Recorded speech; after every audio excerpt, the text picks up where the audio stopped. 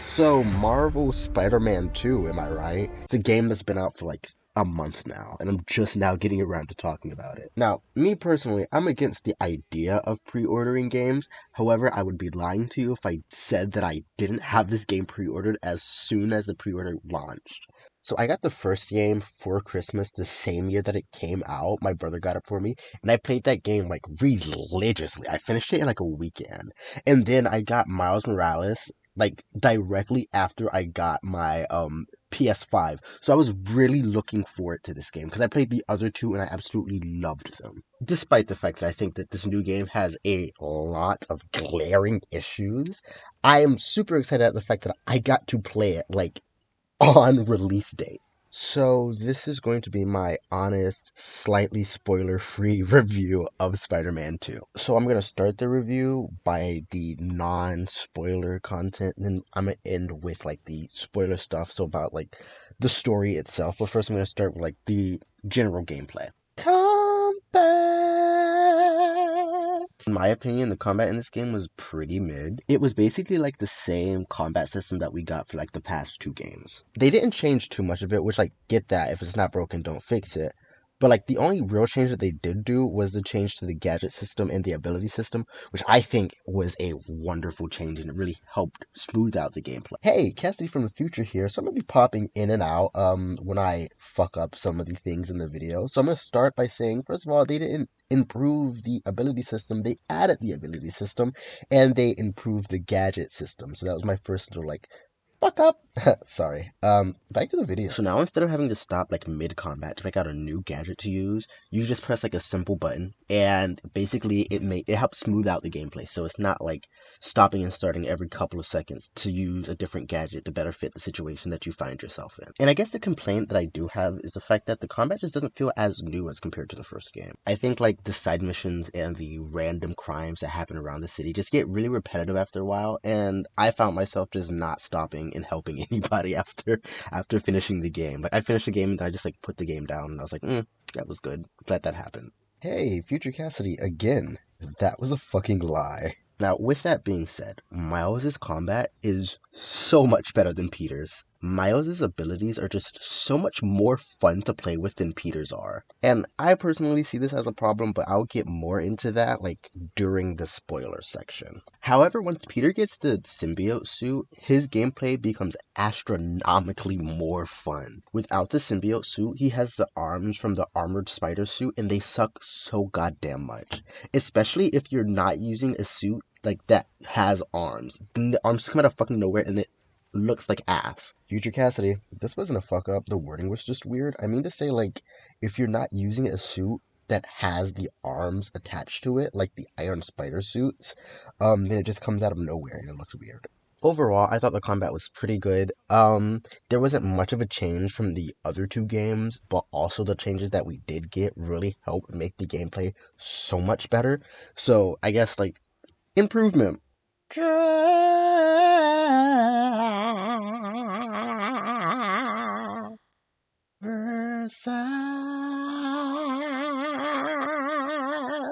this time around, the map is 2 times bigger. The developers added Brooklyn and Queens, which I think is really fucking fun. While free roaming, I spent most of my time in Brooklyn, which I think looks fucking beautiful. Now, I'm not a native New Yorker by any way, shape, or form, but I thought the atmosphere in like the new areas, especially as compared to like the atmosphere on the New York Island, was really fucking great. Like, I've only been to New York like 3 times in my life, but from what I have seen like in real life, the developers did a phenomenal job at like encapsulating the idea of Brooklyn and like the idea of New York in a singular game. On my second playthrough of the game for this video, I've noticed so many small details that I didn't notice beforehand. Like the city is just full of the like exaggerated swagger of a black dude.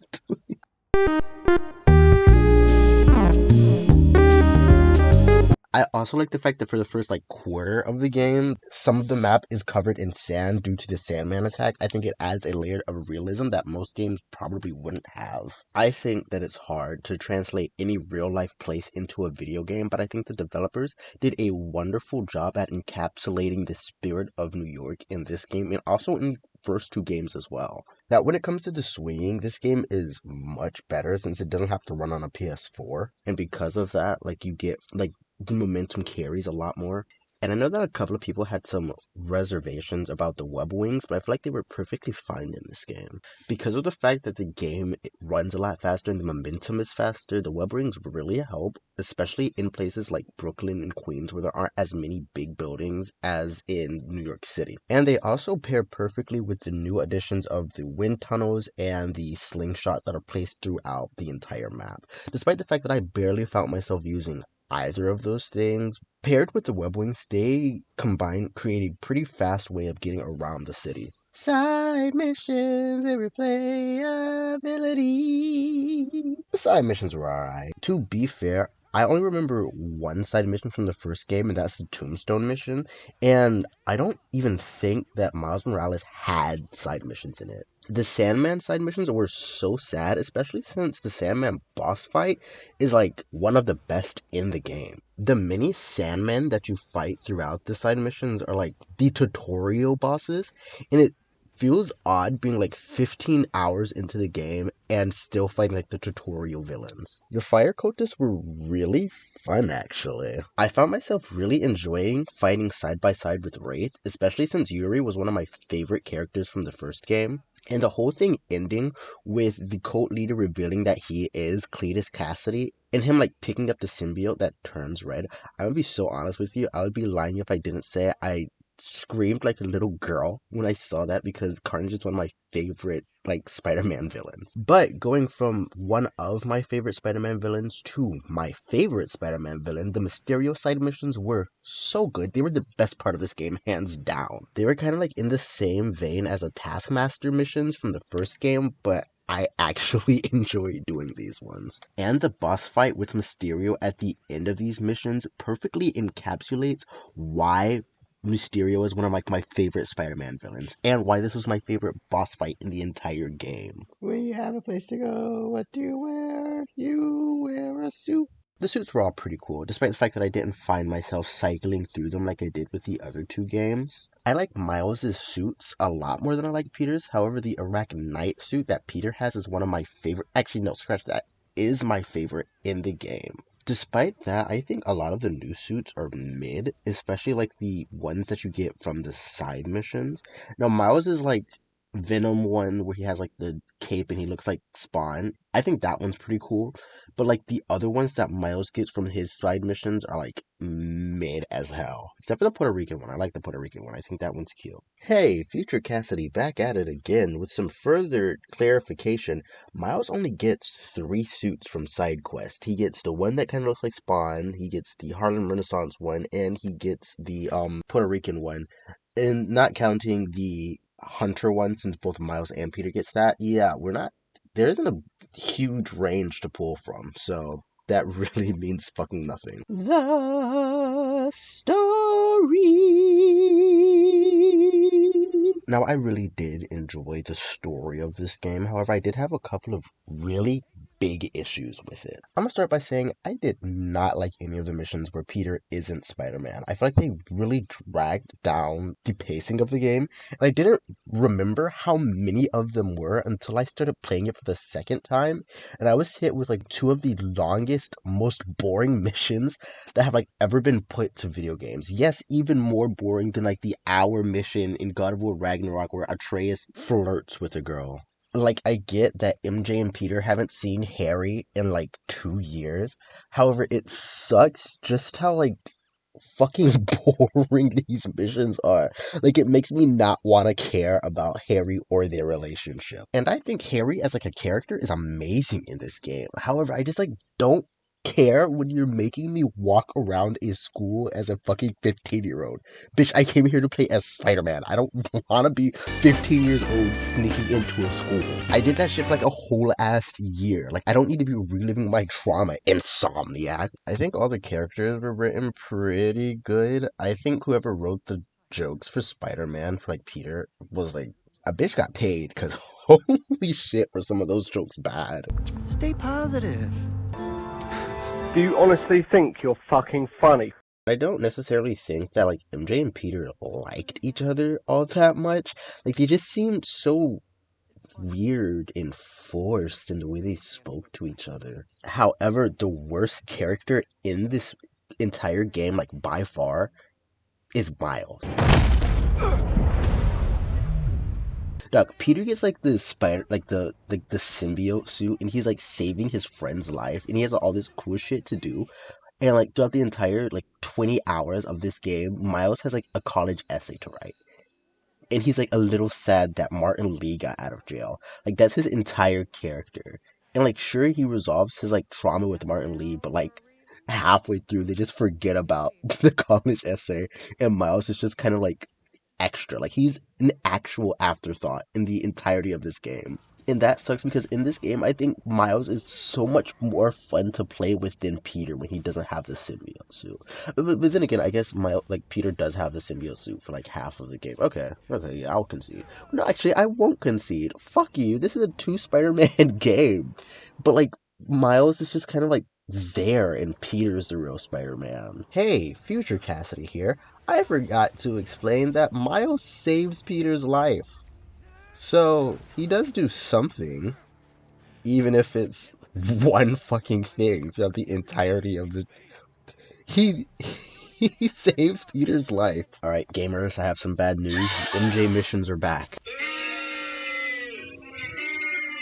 But this time, they gave her a pistol. So they're better.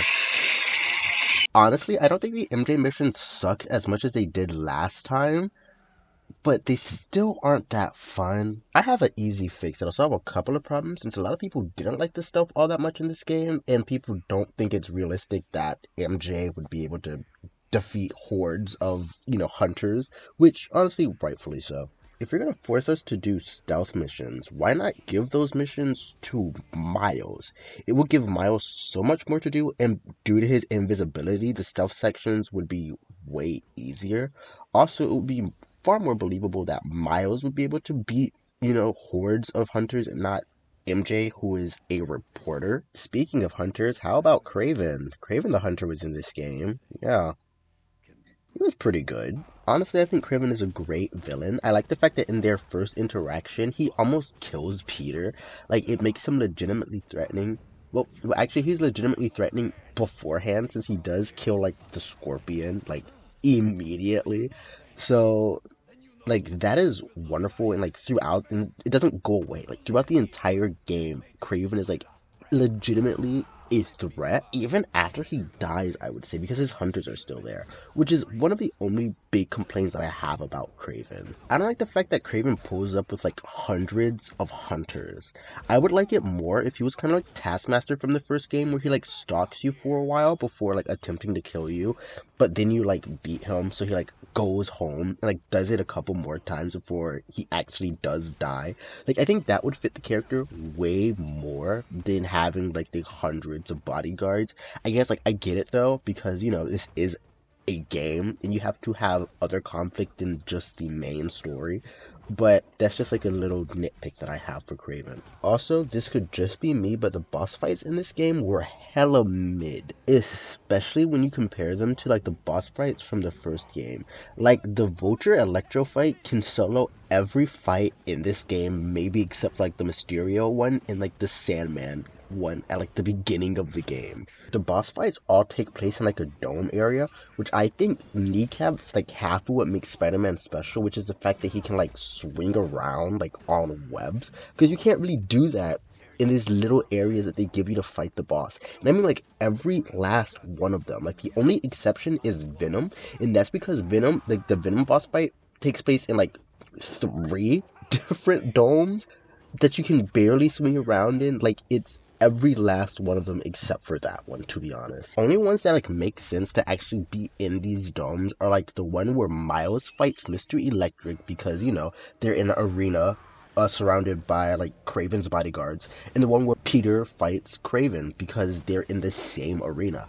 Aside from that though, like every other boss fight takes place in a dome and it fucking sucks. So aside from Kraven the Hunter, the other big bad of this game is Venom, who is attached to Harry instead of Flash Thompson as she usually is.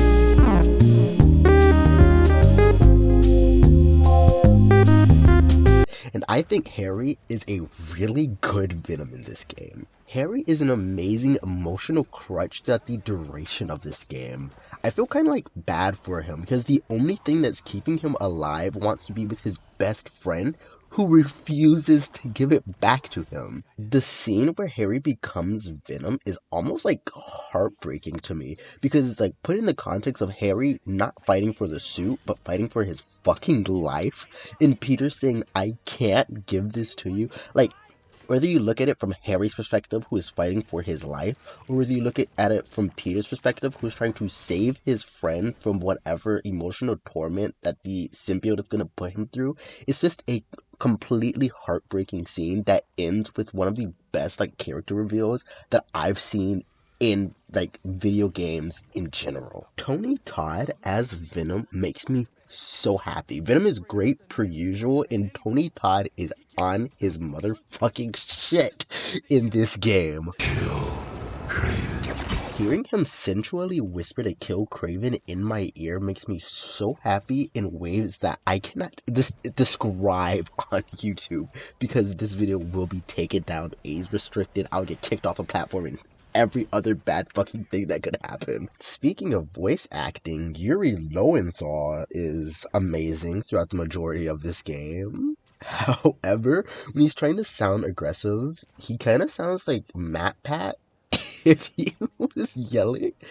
And I don't know, his like angry Venom voice just seems really forced. So overall, I think this game was really good despite some of its more glaring issues. For the most part, it improves on what was great about the first two games while also expanding upon the world and the universe in it. However, I'm not sure if I'm super excited about the next Spider-Man game, but we still have like years before that game's going to be anywhere near ready to be released. If I had to give this game a number rating, I guess I would give it 7 out of 10. Despite its problems, I still had a lot of fun playing this game, and even after this video is going to be done and uploaded, I'm still gonna go back and play it just because it was a really fun game. In fact, I think it was more fun than the first one. So I hope you enjoyed my review of Spider-Man 2 by Insomniac and Marvel and Sony. I had like too much fun making this video. I've tried to like do YouTube channels before in the past, and I forgot just how much I like enjoy just like sitting down like talking about. I just enjoy hearing myself talk, to be so completely honest with you. And this has been like one of the most fun videos that I've made like in a while, just because I get to play a video game and talk about it. Like, I enjoy hearing myself talk and I enjoy playing video games, so this is like perfect for me. Hopefully I don't get like bored a week in and just like completely stop recording like how I've done with the rest of my YouTube channels that I've had. Also, here's a fun drinking game you can do with your like friends or whatever. You should go back and take a shot every time I use the word like to fill space in this entire video. Trust me, by the end of it, you're not gonna be able to like fucking walk.